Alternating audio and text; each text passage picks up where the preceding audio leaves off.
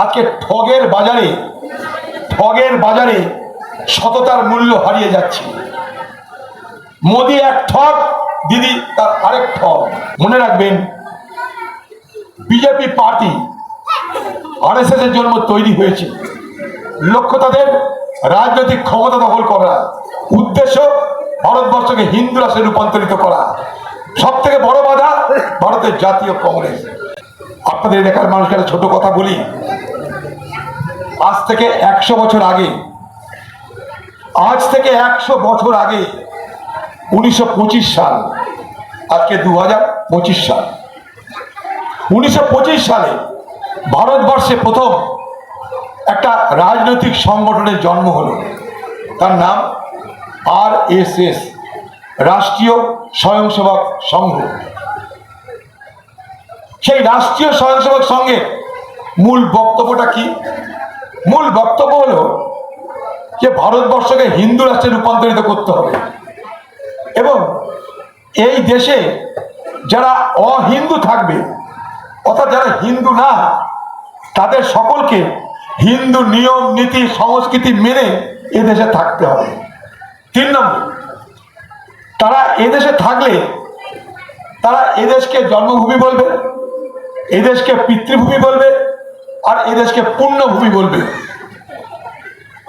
মুসলমান সম্প্রদায়ের মানুষ, আপনারা জানেন, আপনি যেখানে জন্মেছেন নিশ্চয় আপনার জন্মভূমি, আপনি যেখানে জন্মেছেন নিশ্চয় আপনার পিতৃভূমি মাতৃভূমি।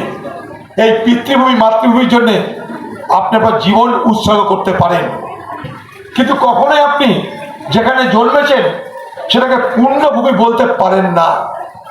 পুণ্যভূমি সারা জাহানের মুসলমানদের জন্য একটাই, তা হলো কাবা, তা হলো মক্কা। সেই জায়গাটাই প্রথম দিন এই আরএসএস এর জন্মের শুরুতেই তারা বলতে চাইল না, যেখানে থাকো সেখানটাকেই পুণ্যভূমি বলতে হবে। আজকে মনে করুন কোনো হিন্দুকে যদি বলা হয় বৃন্দাবন, কাশী, মথুরা তোমাদের পুণ্যভূমি নয়, জেরুজালেম তোমাদের পুণ্যভূমি, মক্কা তোমাদের পুণ্যভূমি, কোনো হিন্দু মানবে?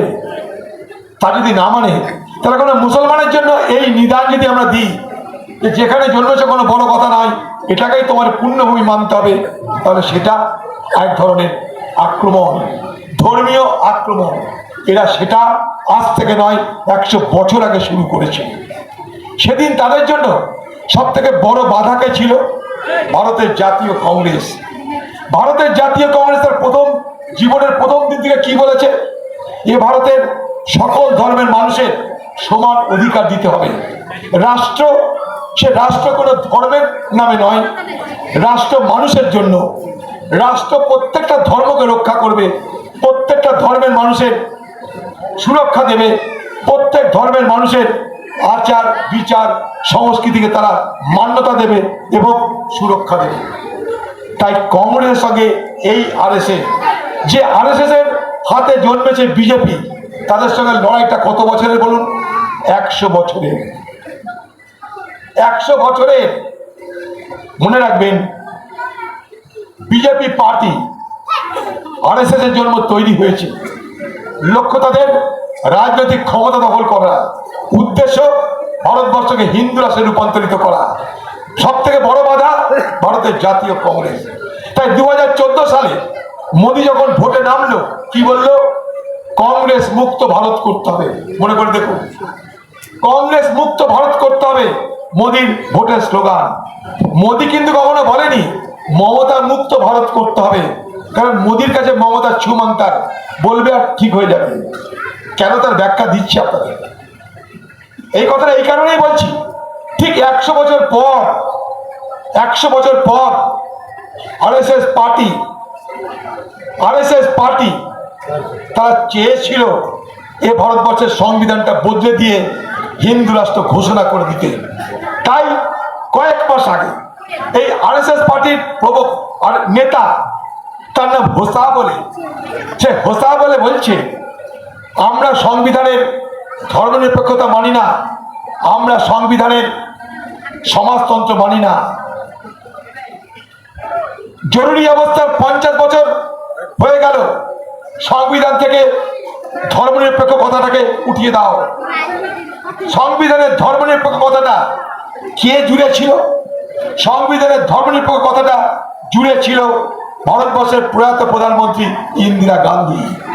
1976 সালে 42তম সংবিধান সংশোধন করে তিনি ভারতবর্ষের মানুষের জন্য যাতে কখনো কোনো বিপদ না হয়, যাতে কখনো কেউ তাদের সংখ্যা গরিষ্ঠতার দৌলতে ভারতবর্ষের অন্য সম্প্রদায় অন্য ধর্মের মানুষের উপরে যা খুশি তা করার যেন অধিকার অর্জন করতে না পারে, তার জন্য সংবিধানের মধ্যে ধর্মনিরপেক্ষ কথাটাকে স্থান দিয়ে সারা জিন্দেগির মতন যে ভারতবর্ষে হিন্দু রাষ্ট্র গঠনের স্বপ্নকে ধ্বংস করে দিয়েছিল প্রয়াত প্রধানমন্ত্রী ইন্দিরা গান্ধী। এই ইতিহাসটা আপনাদের জানা দরকার। এই জন্য জানা দরকার, আজকে ঠগের বাজারে সততার মূল্য হারিয়ে যাচ্ছে। মোদি এক ঠগ, দিদি তার আরেক ঠগ।